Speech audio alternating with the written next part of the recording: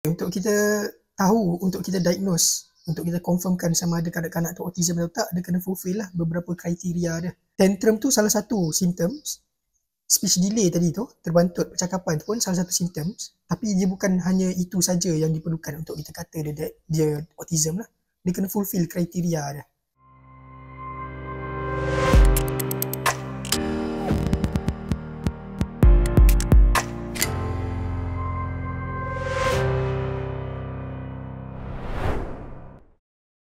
Okay, selamat datang Dr. Fauzan kepada rancangan episod pertama lah podcast kali ni yang kita akan sentuh berkaitan dengan apa itu autism dan macam-macam lah, everything berkaitan dengan autism, especially since Dr. Fauzan daripada hospital UiTM, daripada Jabatan Pediatrik ataupun Jabatan Kanak-Kanak. Jadi the first question ataupun benda perkara yang pertama yang kita nak tanya yang very basic adalah, kita selalu dengar orang kata autism kan.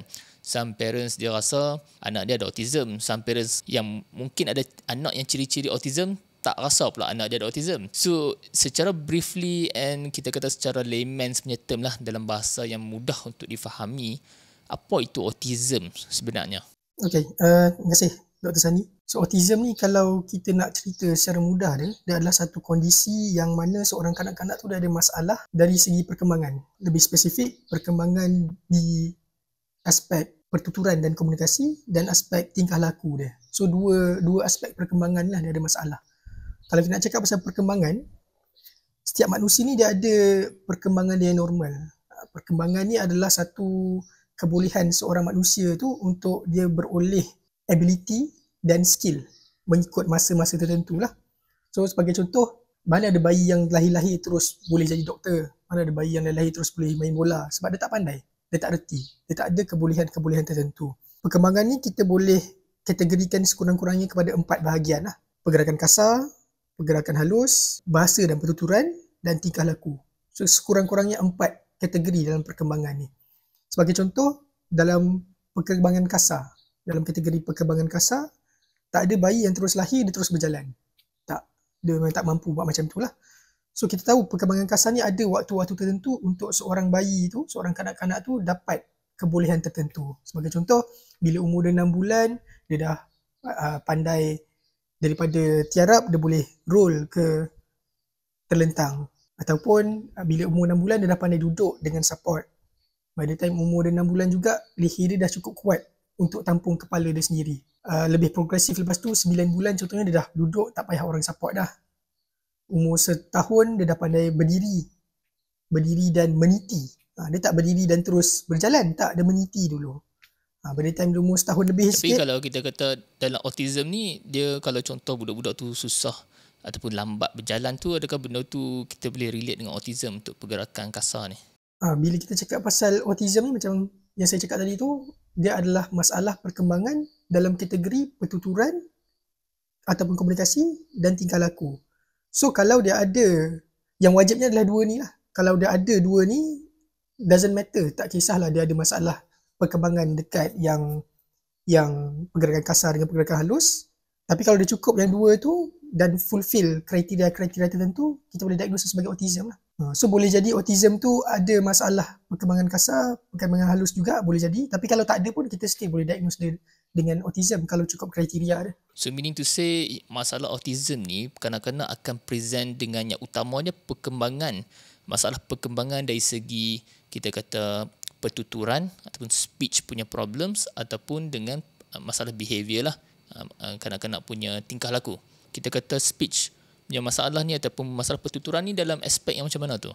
Kita cakap pasal development tadi tu, kan ada pergerakan kasar, pergerakan halus, pertuturan dan komunikasi dan tingkah laku. So kalau kita tengok normalnya seorang kanak-kanak tu, development atau perkembangan pertuturan dia tu pun again step by step. Dia tak terus lahir dan pandai bercakap. Dia sedikit demi sedikit lah.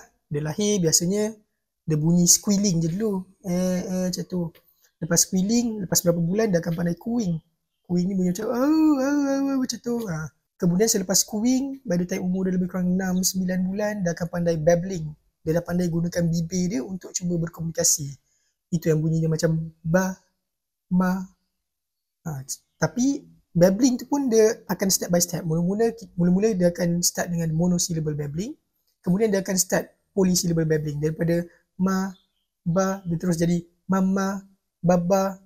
Dan by the time dan bila umur dia setahun, biasanya dia dah pandai untuk guna 2 hingga 3 perkataan yang dah ada maksud.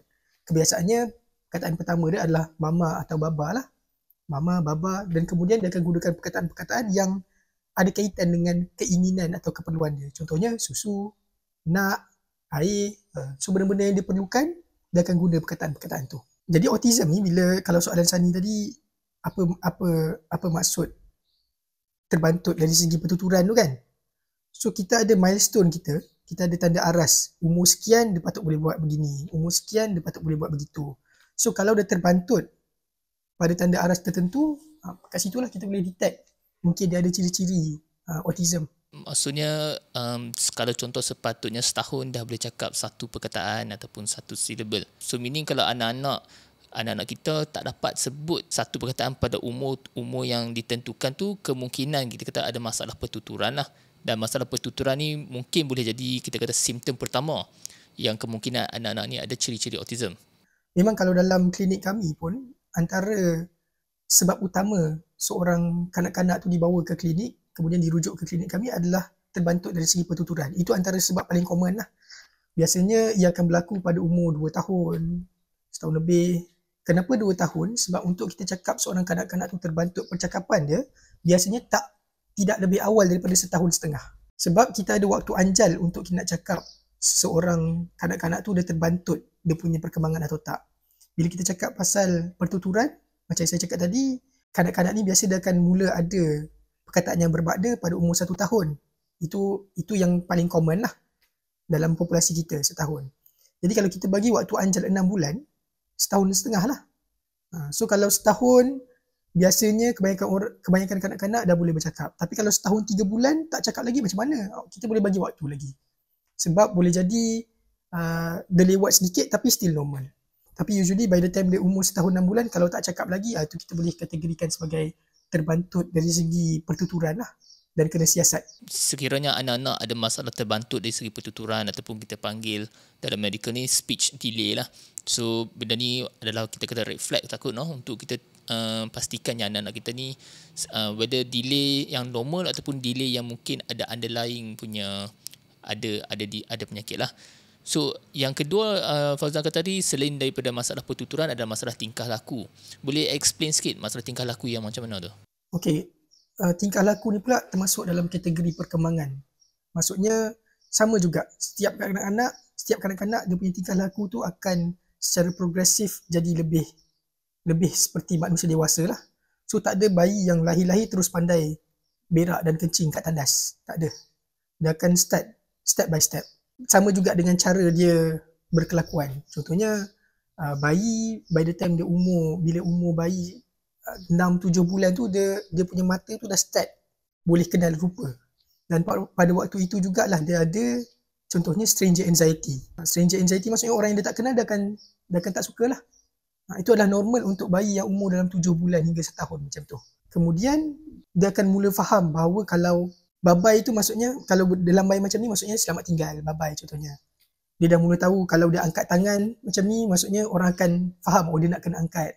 Dia akan mula tahu benda-benda tu.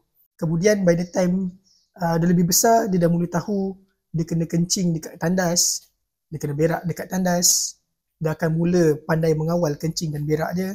Dan dia juga akan lebih tahu macam mana nak bermain secara imaginatif. Dia tahu, dia tengok mak dia memasak, so dia pun main masak-masak. Dia tengok mak dia menyapu, dia pun dia acah-acah menyapu. Dan benda ni semua akan membantu perkembangan otak dia untuk bersosial.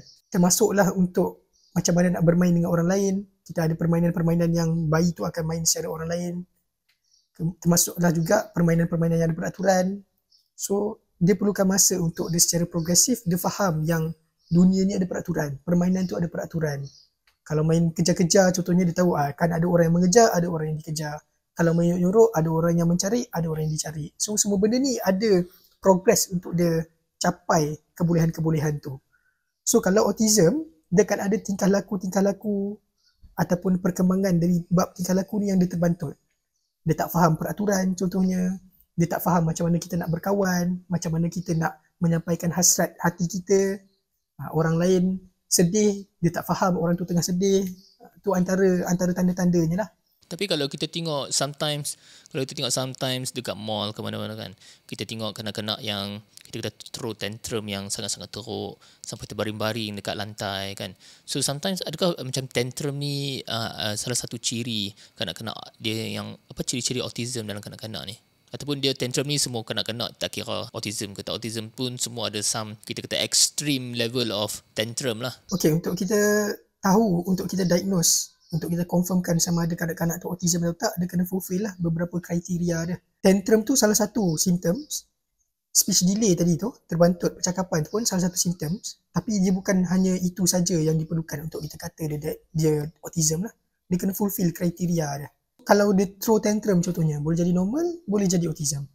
Kalau dia terbantuk pertuturan, boleh jadi normal, boleh jadi autism. Sebab itulah tugas doktor adalah untuk assess dan find out sama ada kanak-kanak tertentu ni fulfill kriteria untuk kita cakap dia autism ke tak.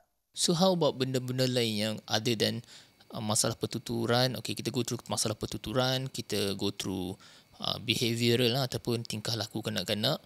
Dan apa lagi mungkin satu ataupun lagi dua ciri-ciri yang kalau kita sebagai parents ni perlu kita perhatikan lah anak-anak kita untuk watch out for, kita kata red flags yang mungkin ada pada anak-anak kita yang mungkin orang yang tak di-train ataupun orang yang tak tahu information ni mungkin terlepas pandang yang kata anak-anak ni ada ciri-ciri autism. Untuk jawab soalan tu ada jawapan ringkas dan jawapan panjang sikit lah. So kalau jawapan ringkas dia berdasarkan pengalaman kami dekat klinik pediatrik, sebab paling banyak untuk seseorang kanak-kanak itu dirujuk untuk rule out autism atau tak adalah speech delay lah. Kadang-kadang ada juga tingkah laku dia yang luar biasa yang boleh menyebabkan dia dirujuk ke klinik pakar untuk rule out autism. Itu jawapan ringkas dia lah. So kalau paling common, sebab berdasarkan populasi kami, paling common adalah speech delay dengan sometimes ada tingkah laku yang ekstrim.